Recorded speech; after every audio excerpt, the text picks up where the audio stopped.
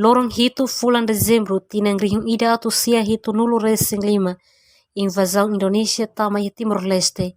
O lorong importante ni Presidente República Francisco Guterres Luolo husu refleta filafali terus nebe lauli ona. Presidente República hato questão ne li husinya mensagem ba povo tomak e Palácio Presidente Bairo Peter Sane.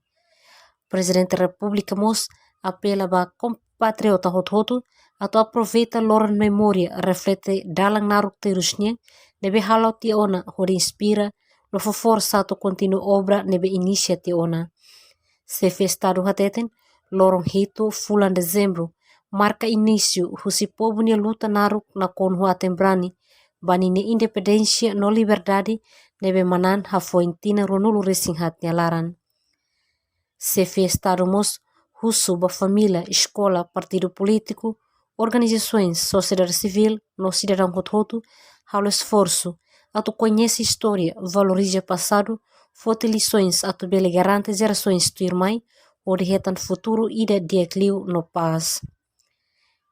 Presidente hateten, religião cristã contribui fortemente ba identidade, lefon calvário sai família honine significado terus.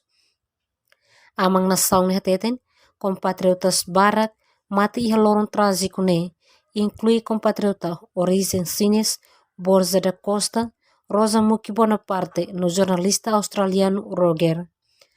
Constituição República Democrática Timor-Leste reconhece, valoriza a resistência secular povo mobere contra a dominação estrangeira, no sirahoto e contribuição para a luta independência nacional. Parlamento Nacional li husi lei número tolu baratina rihung rua sanulu resing ne, lorong ranulu resing 5 bulan Maio, eleva lorong hito bulan Dezembro, nudar lorong memória. Emerenciana Pinto, Estel News.